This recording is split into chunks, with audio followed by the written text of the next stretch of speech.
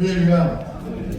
오늘은 로마에 도착한 복음, 드디어 로마에 도착하지.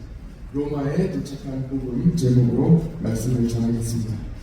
이스라엘에 오랜 기간 거주하며 이스라엘 사람들과 유대인들을 연구하고 계신 이강근 목사님의 강연을 들은 적이 있습니다.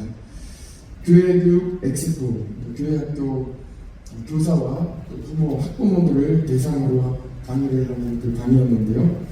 한국 젊은이들이 목표를 이룬 이후에 오히려 방황하는 사례가 있다 하는 이 문제점을 진단하면서 유대인들의 사회와 또 이스라엘에서는 어떻게 젊은이들을 교육하는지, 성경적인 해법은 어디에 있는지 찾아보는 그런 강의였습니다. 오늘 사도행전 28장의 주제와 잘 이어집니다. 바울이 로마에 도착하죠. 부활하신 예수님께서 바울에게 직접 말씀하신 사명입니다. 로마까지 갈 것이다. 로마에서 복음을 전할 것이다. 목표를, 사명을 직접 예수님께서 바울에게 전해주셨습니다. 그렇지만 이 사명을 가지고 로마까지 가야 되는 이 목표를 가지고 이 로마에 얼마나 어렵게 왔습니까? 유라블로라는 풍랑을 만나 표류하기도 했습니다. 어제 말씀을 드렸죠.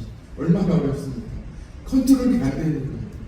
모든 276명의 사람들이 탄 배가 그 어느 누구도 배를 마음대로 움직일 수 없을 때, 점점 떠내려갈 때, 분명히 항구가 앞에 보이지만 그 항구로부터 점점 멀어져 나갈 때 도대체 어떤 마음이 들었겠습니까? 표류했습니다. 가까스로 멜리데 섬에 구조되었는데 오늘 말씀 보셨죠? 독살에 물리기도 했습니다. 아직 로마에 도착 못했어요. 바울이 땔감을 들어서 불에 던지는데 독사가 나와서 바울을 문 거예요, 손에. 그 독사가 무는 그 장면을 함께 있던 사람들이 다 보는 거예요. 그때 당시에 같이 있었던 원주민들은 더 잘 압니다. 그곳에는 어떤 뱀이 살고 있고 어떤 뱀이 독이 있는지 너무 잘 알고 있는 거예요. 야, 이거 독사다. 독사에 물렸다. 다 아는 거예요. 그 지역에 있는 사람들은. 독사에 물렸는데 털어버리더니 멀쩡한 거예요. 이렇게 어렵게 로마에 도착합니다. 여러분, 드디어 목표를 딱 이룹니다. 성취합니다. 기도 제목이 이루어집니다. 하나님의 사명이 감당하는 그날, 세상에서는 어렵게 도착하면 파티를 열죠. 대단한 행사를 엽니다. 드디어 도착했습니다. 이제 도착했기 때문에 고생 끝이라고 생각합니다. 그러나 삶은 그렇지 않지. 이스라엘 백성들이 광야를 지나 40년 만에 드디어 가나안 땅에 도착합니다. 이야, 신난다. 드디어 가나안 땅에 도착하는 거예요. 이제는 이 모든 광야 생활 끝이다. 이 모든 어려움, 아무것도 없는 이 척박한 땅에 다 지나서 드디어 가나안 땅에 도착한 거예요. 광야 생활 끝이다. 여러분, 그렇던가요? 아닙니다. 가나안 땅에 도착하여 그 땅을 또 정복해야 합니다. 모든 약속의 땅에 도착했을지라도 끝이야. 다시 생활을 시작하게 되는 거예요. 정복해야 됩니다. 가나안 7족속 대단한 민족이 그 땅을 지키고 있는 거예요. 생명 걸고 지키고 있는 거예요.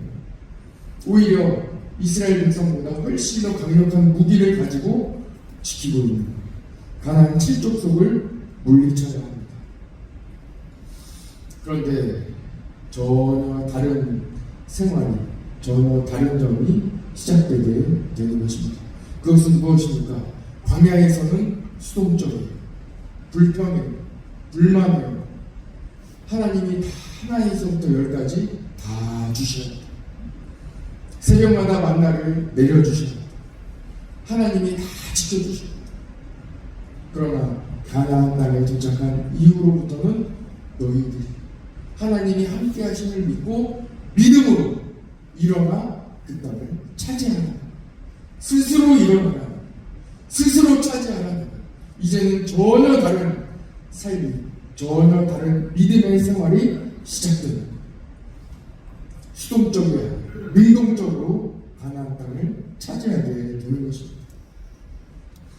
갈렙은 어땠습니까? 80세가 훨씬 넘은 그 나이에 그 땅을 나에게 달라. 내가 믿음으로 일어나 나에게 주신 이 건강의 축복으로 하나님이 나와 함께 하심을 믿고 그 산지를 내가 차지하겠다. 스스로 일어나 앞으로 나아가게 되는 것입니다. 복음이 로마에 도착합니다. 복음이 로마에 도착했을 때 오늘 두 가지를 나누기를 원하는데요. 첫 번째는 이제부터 시작입니다. 같이 한번 해볼까요? 이제부터 시작입니다.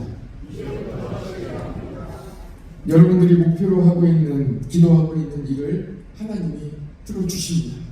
다 응답해 주십니다. 대단한 성과를 냈고 승진했고 가정을 이뤘고 자녀를 낳았습니다. 이제 또 다른 시작이 또 펼쳐지는 거예요. 하루가 지나고 새날이 오면 또 다시 시작합니다. 복음입니다. 복음은 새로운 시작을 알립니다. 새 시대를 선포합니다. 끝이 아닙니다. 언제나 새로운 시작입니다. 예수님으로 사는 사람들은 매일 새롭습니다. 오늘 또 무슨 일을 경험하게 될까요? 기대하는 거예요. 아주 기대하는 거예요. 하나님께서 꿈을 주시니 하루하루 새로운 은혜를 허락해 주십니다. 오늘 하나님께서 나에게 어떤 은혜를 주십니까? 오늘 하나님께서 나와 함께 하시는데 어떤 하루가 펼쳐질까? 어떤 도우심을 경험할까? 매일 기대하게 됩니다. 예수님 없이 살아가는 사람들은 절망하죠. 예수님 없이 어둠 속에서 내일이 없다고 말합니다. 내일 없이, 소망 없이, 기대 없이 하루가 어떻게 지나가는지 모른 채 그냥 어둠 속에 살아가게 되는 것입니다. 그러나 복음은 예수님으로 함께 살아가는 사람, 예수님과 함께 도전하는 사람은 끝이 없습니다. 언제나 새로운 시작입니다. 실패도 없습니다. 예수님께서 영원히 승리하셨기 때문에 약간의 고난은 있을 수 있으나 실패나 패배는 없습니다. 매일 새롭게 시작하는 축복을 우리에게 주시는 것입니다. 매일 새롭다면 두 번째는 복음은 스스로 일어나게 합니다. 스스로 일어납니다. 같이 한번 해볼까요? 복음은 스스로 일어납니다. 예수님은 중풍병자를 향해 말씀하십니다. 내 자리를 들고 일어나 걸어가라. 중풍병자가 사람들에게 이끌려 지붕에서 앞으로 나아갈 길이 없으니까 지붕을 뚫고 지붕에서 사람들이 그 중풍병자를 예수님 앞에 내려주는 거예요. 전혀 자기 스스로 한 발자국도 움직일 수 없습니다. 그러나 예수님께서 말씀하시는 것입니다. 그 사람은 중풍병자는 스스로 움직일 수 없고 더 이상 소망이 없기 때문에 움직이려 하지도 않았습니다. 그러나 예수님께서 중풍병자에게 말씀하십니다. 내 죄가 사하여 졌느니라.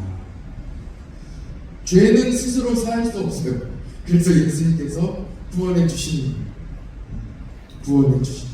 내 죄가 사하여 졌느니라. 그 이후에 죄사함을 받은 이후에 복음을 받아들인 이후에 예수님을 믿은 이후에 스스로 일어나라. 예수님께서 말씀하시죠. 일어나 내 침상을 가지고 집으로 가라. 일어나라. 내 침상을 가지고 집으로 가라. 스스로 일어나. 내가 그 자리에 뛰어온 그 침상을 들고 집으로 가라는 거예요. 누가복음 5장 25절에 그 사람이 그들 앞에서 곧 일어나는 거예요. 예수님이 함께 하시면, 예수님이 말씀하시면 그 자리를 들고 일어나는 거예요. 그 사람이 그들 앞에서 곧 일어나 그 누웠던 것을 가지고 하나님께 영광을 돌리며 자기 집으로 돌아가니. 자리에 눕혀온 사람이 재밌지 않습니까? 저는 너무 재밌는데 자기에 눕혀온 사람이 예수님 말씀을 의지하여 자기가 스스로 일어나 자기가 뉘어온 그 침상을 들고 집으로 돌아가는 거예요. 하루아침에 인생이 삶이 스스로 일어나게 되는 것입니다. 복음은 스스로 일어나게 합니다. 사도행전 3장 성전 미문에 나면서부터 앉아있던 사람에게 베드로가 선포합니다. 이 베드로도 스스로 일어나지 못했던 사람이에요. 그런데 스스로 자기가 성령 충만하여 이 성전 미문에 앉아있는 사람에게 선포하는 거예요. 은과 금은 내게 없거니와 내게 있는 이것을 내게 주노니 나사렛 예수 그리스도의 이름으로 일어나 걸어라 하고 선포합니다. 그때 사도행전 3장 7절에 오른손을 잡아 일으키니 발과 발목이 곧 힘을 얻고 뛰어서서 걸으며 그들과 함께 성전으로 들어가며 걷기도 하고 뛰기도 하며 하나님을 찬송하니라고 기록하고 있습니다. 이 사람이 한 번도 일어서본 적도 없고 걸어본 적도 없고 뛰어본 적도 없어요. 그러니까 일어났을 때 얼마나 하고 싶었겠어요.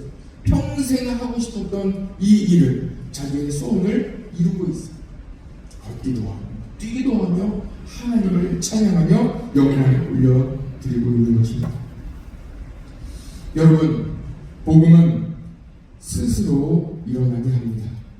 죄에 끌려다니던 종이 복음으로 새롭게 되어 스스로 교회에 나옵니다. 스스로 나오는 거예요. 내 안에 충만한 은혜가 있기 때문에 스스로 나오는 것입니다. 수동적인 삶이 복음으로 인하여 예수님은 능동적인 사람이 되는 것입니다. 전도는 어떻게 합니까? 전도 누가 시켜서 절대로 할 수 없습니다.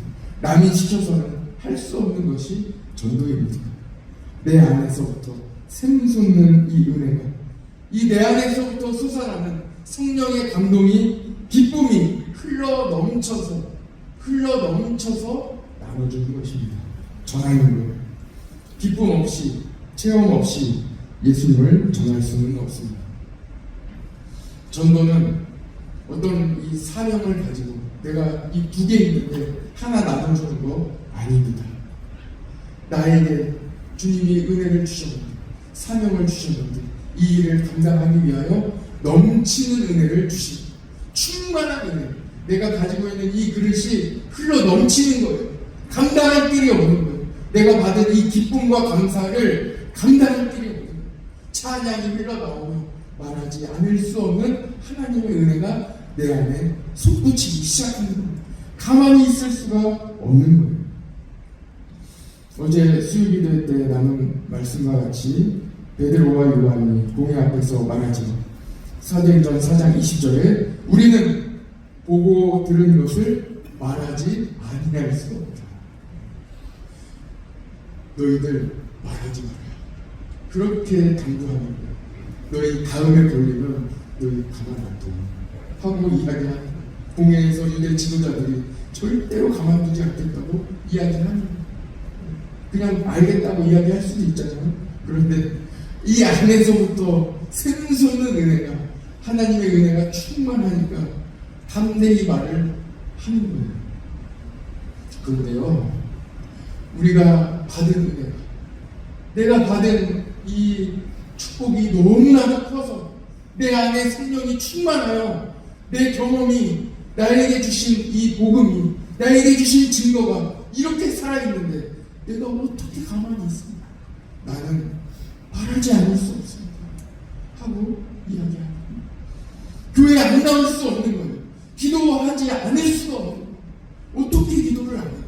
하나님이 나에게 은혜를 주십니다. 교회 어떻게 안 나와요? 하나님이 나를 사랑해 주십니다. 교회에 나올 수밖에 없는 거예요. 우리 간증 다 들어보지 않았습니까? 예배 드리다 보면 지금 너무 축복된 시대에 살고 있는 거예요. 예배 드리다 보면 한두 명은 머리채 끌려 나가는 거예요. 엉엉 울면서 나가는 거예요. 여기 막 난무하고 교회 가지 말라고 하지 않았는데 집에서 찾아와가지고 막 끌고 나가는 거예요. 막 다니는 데 이렇게 찔러버리겠다는 이런 이야기를 들으면서 끌려나가는 거예요. 누구예요? 자기 집에서 다 와가지고 끌어가는 거예요. 지금 그런 일이 없어요. 왜 그럼에도 불구하고 다 알죠. 그럼에도 불구하고 왜 교회에 나와서 예배 드리고 있었습니까? 그분들의 자녀가, 그분들의 손자가, 손녀가 다 믿음으로 일어나 목회자가 되고, 그래서 이렇게 복음이 전해지고 지금 이 시대가 또한 이끌어가고 있는 거 아니겠습니까? 하나님의 능력입니다. 구원의 기쁨이 충만한데 그 기쁨을 표현하지 않을 수 없는 것입니다. 바울이 드디어 로마에 도착했습니다. 로마에 도착한 바울이 유대인 중 높은 사람들을 청하여 자신이 이곳에 오게 된 자초지종을 설명합니다. 그리고 바울은 날짜를 정하여 사람들을 자기가 머무는 숙소에 초청합니다. 그리고 복음을 전합니다. 달라진 게 있습니까? 없어요. 바울이 드디어 로마에 도착했지만 어떤 특별한 행사나 특별한 축제는 없어요. 대단하게 도착했지요. 그러나 똑같이 변함없이 그날도 새벽 예배 드리고 똑같이 그날도 복음 전하고 그날도 만나는 사람마다 담대하게 거침없이 복음을 전하고 사는 것입니다. 오늘 말씀의 23절에 이렇게 나와있죠. 그들이 날짜를 정하고 그가 유숙하는 집에 많이 오니 바울이 아침부터 저녁까지 방문하여 하나님의 나라를 증언하고 모세의 율법과 선지자의 말을 가지고 예수에 대하여 권하다. 똑같아요. 변함없습니다. 배에서 했고 예루살렘에서 새 3차에 걸쳐 여행을 하며 했던 그 일을 똑같이 하고 있는, 로마에 도착했다고 끝이 아닙니다. 여러분, 은퇴했다고 끝이 아닙니다. 똑같아요. 복음은 언제나 새로운 시작입니다. 포기하지 않고 하나님이 인도하심을 믿으며 만나는 사람에게 정중히 복음을 전합니다. 지난주일 야구에 대해 말씀드리면서 태릉에 대해서도 말씀드렸지요. 제일 잘하는 선수가 3할입니다. 7번 놓쳤다고 낙심하는 일이 없습니다. 8번째는 반드시 친다는 소망을 가지고 타석에 들어서는 것입니다. 바울이 복음을 전했을 때, 매일같이 복음을 전할 때 수천 명의 사람들이 돌아오기도 했습니다. 그러나 100% 다 복음을 받아들이는 것은 또한 아닙니다. 이사야 선지자를 통해 하신 말씀과 같이 모든 사람이 구원에 예정된 것은 아닙니다. 구원에 대한 것은 오직 하나님께서 하십니다. 오늘 말씀 24절을 보십시오. 그 말을 믿는 사람도 있고 믿지 아니하는 사람도 있어. 담대히 전하는, 낙심하지 않고 전하는 것입니다. 그렇습니다. 매일 새롭게 복음으로 시작하여 결과를 보고 낙심하지 마시기 바랍니다. 결과는 하나님께 맡기시기 바랍니다. 구원은 하나님의 영역입니다. 다만 우리는 포기하지 않고 복음을 전해야 하는 것입니다. 오늘 말씀을 정리하겠습니다. 첫 번째, 복음은 매일 새롭습니다. 매일 기회가 열리고 새날이 시작됩니다. 오늘도 기대하시기 바랍니다. 두 번째, 복음은 스스로 일어나게 합니다. 스스로 교회에 나오고 스스로 기도합니다. 누가 시켜서 하는 게 아닙니다. 내 안에 성령님께서 선한 마음을 주십니다. 오늘도 스스로 일어나 앞으로 걸어가시기를 축복합니다. 기도하겠습니다. 사랑의 아버지 하나님, 감사합니다. 오늘 복음을 들고 우리 모든 성도들 스스로 일어나 하나님 주신 사명을 가지고 앞으로 나아갑니다. 주님 의지하며 오늘도 새날을 허락하신 하나님께 감사 영광 올려드리며 주님만 의지하며 나아가오니 주님 이 날을 새롭게 하시니 감사드리며 오늘도 주님 기대함으로 시작하는 우리 복된 모든 성도들 되게 하여 주시옵소서. 오늘 하루를 주님 앞에 맡겨드립니다. 놀라운 은혜가 넘치는 하루 되게 하여 주옵소서. 우리 모든 성도들에게 이 안에서부터 샘솟는 은혜, 성령의 충만함을 허락하여 주셨소. 이 넘치는 은혜를 나눠줄 수 있는 복된 하루 되기를 원합니다. 주님 도와주시옵소서. 오직 주께 감사 영광 올려드리며 예수 그리스도의 이름으로 기도드립니다.